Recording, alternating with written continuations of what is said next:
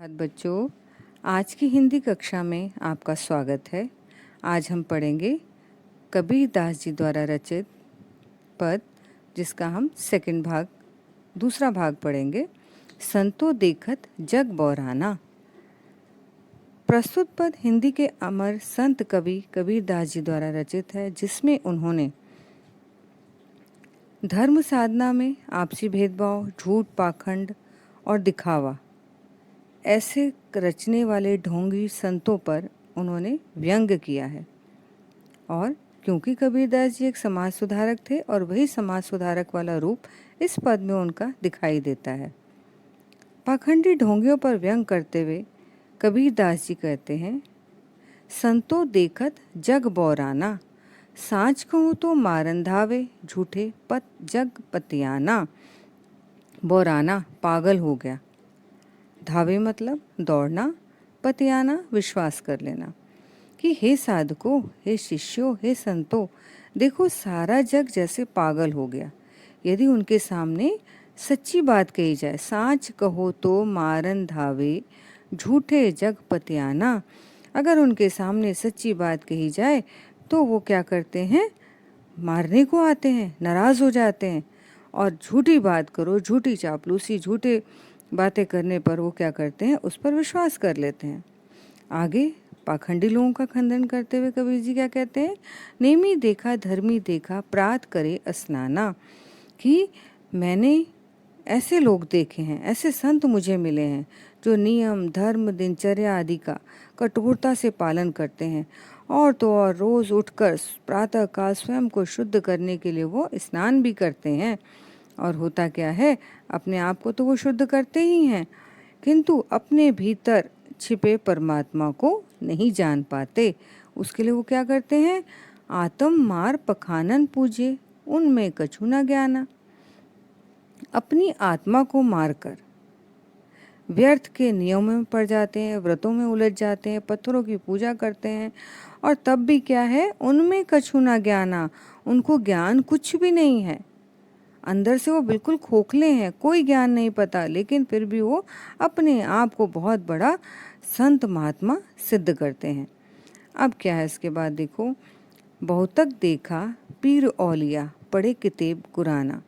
कहते हैं मैंने ऐसे बहुत पीर पैगंबर देखे। पीर औलिया, औलिया कौन होते हैं, पीर औलिया धर्मगुरु, संत, ज्ञानी। कहते हैं मैंने ऐसे बहुत से संत ज्ञानी देखे हैं, वो क्या करते हैं, जो अपने शिष्यों को धर्म ग्रंथ, कुरान आदि पढ़ाते हैं, स्वयं भी पढ़ते हैं और उनको साथ साथ समझाते भी हैं। और होता क्या है, अपने शिष्य बनाते हैं, फॉलोअर बनाते हैं, तरह तरह के उपाय बनाते हैं, लेकिन वास्तव में ऐसे पाखंडियों को खुद ही नहीं पता कि ईश्वर क्या है। के मुरीद तदबीर बतावे, उनमें उहे जो ज्ञाना। कि तदबीर उपाय, मुरीद क्या होते हैं, शिष्य, वो अपने शिष्यों को क्या उपाय बताएंगे, जबकि उनमें उहे जो ज्ञाना, उनके अंदर भी ज्ञान जो है बहुत कम है, उनके अंदर ही ज्ञान नहीं है, तो लोगों को वो ज्ञान क्या बताएंगे। और फिर देखिए, आसन मार डिंब धर बैठे, मन में बहुत गुमाना। कहने के जो साधक समाधि की मुद्रा में बैठ जाते हैं, साधना करते हैं और आसन लगाकर बैठ जाते हैं, और क्या करते हैं, अपने मन में अहंकार पाल लेते हैं कि मैं ईश्वर का सबसे सच्चा साधक हूँ। लेकिन पीपर पाथर पूजन लागे, तीरथ गर्व भुलाना। और क्या करते हैं, पीपल के वृक्ष के नीचे पत्थर की मूर्तियों की पूजा करते हैं और तीर्थ व्रतों का पालन करते हैं। वो कहते हैं कि ये सब साधना के नाम पर क्या है, भटकते हैं। तीरथ गर्व भुलाना, साधना के नाम पर अपने आप को भटका देते हैं। और ये सब क्या है कि एक छलावा है और छल है, भुलावा है और कुछ नहीं है। अब वो उन लोग पे व्यंग करते हैं जो कि अपने आप को साधु सन्यासी दिखाने के लिए तरह तरह के रूप धारण करते हैं। कौन, टोपी पहरे, माला पहरे, छाप तिलक अनुमाना, अपने गले में मोटी मोटी रुद्राक्ष की माला पहन लेंगे, आड़े तिड़े लकड़ियाँ बांध लेंगे, तरह तरह की टोपियाँ पहन लेंगे, तिलक और छाप लगा लेंगे, कोई लंबा तिलक लगा लेगा, कोई अपना पूरा माथा लाल कर लेता है, कोई भस्म लगा लेता है। और ऐसे लोगों को कहते हैं कि इनके अंदर कितना पाखंड भरा हुआ है, इसका अनुमान आसानी से लगाया जा सकता है, क्योंकि ये सिर्फ क्या करते हैं, ईश्वर को प्राप्ति के लिए अपना रूप परिवर्तित करते हैं, जिससे लोग जल्दी से इनकी तरफ आकर्षित हों। फिर देखिए, साखी शब्द है गावत भूले आत्म खबर न जाना। अब ये क्या करते हैं, लोगों को प्रभु का ज्ञान देने के लिए साखियाँ, शब्द, भगवान के भजन, दोहे गाते हैं, पदों को गाते हैं, और लेकिन वास्तव में उन्हें स्वयं भी नहीं पता कि परम तत्व ईश्वर है क्या, परमात्मा है क्या, परमात्मा कहाँ है, परमात्मा कैसे मिलेगा। अब उन्होंने दोनों धर्मों को आड़े हाथ लेते हुए क्या कहा, हिंदू कहे मुहे राम प्यारा, तुर्क कहे रहमाना। हिंदू कहता है मुझे तो राम ही प्रिय है, राम मेरा प्रभु है, राम मेरा ईश्वर है, राम ही मेरा पालनहार है, या राम ही मेरा बेड़ा पार करेगा। लेकिन दूसरी तरफ मुस्लिम क्या कहते हैं, मैं तो रहमान को ही मानूंगा, रहमान मेरा खुदा है और रहमान को ही मैं क्या करूंगा, उसी की भक्ति करूंगा। और इस प्रकार वो क्या करते हैं, आपस में दो लर लर मुए मर्म काहू ना जाना। और दोनों ही हिंदू और मुसलमान धर्म के नाम पर लड़ते हैं, झगड़ते हैं, लेकिन सच्चाई दोनों में से कोई भी नहीं जान पाता, ना हिंदू ना मुसलमान। उसे ये पता ही नहीं ईश्वर है क्या, ईश्वर कहाँ है। बस क्या है, मूर्ख और अज्ञानियों की तरह ईश्वर के नाम पर लड़ते हैं। फिर घर घर मंत्र देत फिरत है महिमा के अभिमाना। और ऐसे पाखंडी लोग घर घर जाकर गुरु मंत्र बनाते हैं, अपने फॉलोअर बनाते हैं, अपने शिष्य बनाते हैं, और उनको अच्छा लगता है कि हम आगे आगे चलें और लोगों की भीड़ हमारे पीछे। आप कभी देखोगे कोई गुरु होंगे, महात्मा होंगे, आगे आगे चलते हैं, लोग पैर छू रहे हैं, चढ़ावा चढ़ा रहे हैं, और वो अभिमान के साथ सीधे सिर करके आगे निकल जाते हैं।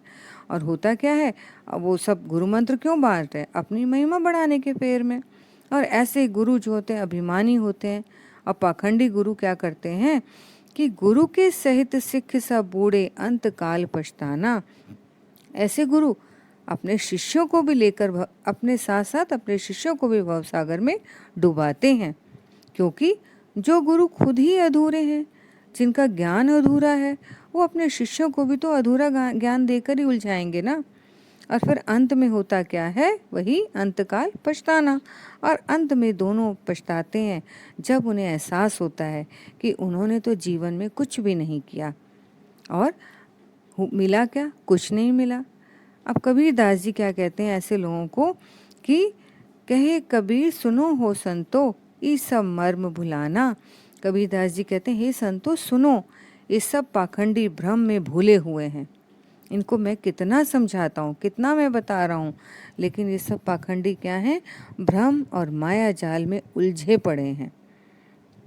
इनके लिए क्या है कि मन से भ्रम मिटा दो, पाखंड सब धोखा है इसे मिटा दो, अंधविश्वासों को त्याग दो। और वो कहते हैं कि ये जो प्रभु भक्ति के धोखे में हम पड़े, इसमें नहीं पड़ना है, क्योंकि ईश्वर तो सबके हृदय में विराजमान है। ईश्वर को ढूंढने की ज़रूरत नहीं पड़ती है। ठीक वैसे ही जैसे मृग के नाभि में कस्तूरी होती है, अब उसको उसकी खुशबू तो मिलती है, खुशबू मिलती है, तो वो उस नाभि में तो उसको पता ही नहीं है कि मेरी कस्तूरी मेरी नाभि में है। लेकिन वो क्या करता है, पूरे जंगल जंगल वन वन भटकता उस नाभि वो खुशबू को प्राप्त करने के लिए, कस्तूरी की।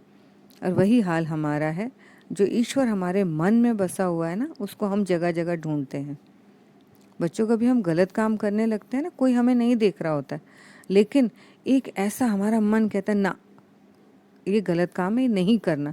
तो मन ही क्या है, वही मन ही हमारा ईश्वर है, जो हमें गलत काम से छुड़ाता है, गलत काम करने से दूर रखता है।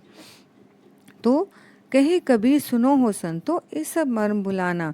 कबीर दास जी कहते हैं संतो सुनो, ये सब पाखंडी भ्रम में भूले हुए हैं।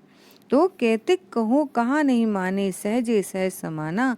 मैं कितनी बार मैंने कहा, कितनी बार समझाया, लेकिन ये लोग नहीं मानते, क्योंकि ईश्वर सच ये है, ईश्वर कहाँ मिलता है, सहज साधना से मिल जाता है, उसे ढूंढने की कहीं ज़रूरत नहीं पड़ती है। कहा कबीरदास जी कहते हैं सहज भाव से अगर आप ईश्वर को प्राप्त करना चाहते हो, उसके लिए कोई पाखंड की ज़रूरत नहीं है, उसके लिए कुछ नहीं करना है, बस अपने मन में झांक लो तो कठौती में गंगा, मन चंगा तो कठौती में गंगा। अपना मन अच्छा है, मन कहता है कुछ गलत नहीं करना है, तो वहीं पर ईश्वर हमारे साथ आ जाता है, वहीं पर हमारा भगवान हमारे साथ आ जाता है। तो बच्चों, अब हम इसका काव्य सौंदर्य समझते हैं। कबीरदास जी की वैसे भाषा तो सधुक्कड़ी है, लेकिन यहाँ पर उनकी भाषा का अत्यंत प्रचंड और स्पष्ट रूप देखने को मिला है। और यहाँ पर कबीरदास जी का एक फक्कड़ और निर्भीक स्वभाव दिखाई देता है, जो कि बार बार संसार को पागल बनाकर उसको पागल बताकर उसको झकझोरना चाहते हैं। कबीरदास जी ने यहाँ पर धार्मिक आडंबरों पर, पाखंडों पर, अंधविश्वासों पर गिन गिन कर चोट की है और दोनों ही धर्म को एक ही बताने की कोशिश की है कि ईश्वर एक है, उसको अलग अलग नाम से पुकार कर क्या करके पाने की ज़रूरत नहीं है। एक ईश्वर को एक तरह से आराम से पाया जा सकता है। यहाँ पर लर लर और घर घर में पुनरुक्ति प्रकाश अलंकार है, अनुप्रास अलंकार है, पीपर पाथर पूजन, साखी शब्दें, घर घर मंत्र देत फिरत में, और सहित सिख सब यहाँ पर अनुप्रास है। कहे कबीर में है क की आवृत्ति, और अंतिम पंक्ति केतिक कहो कहाँ नहीं माने, सहजे सहज समाना, पूरी पंक्ति में ही अनुप्रास की छटा दिखाई देती है। बच्चों, उम्मीद है आपको ये समझ में आ गया होगा। धन्यवाद।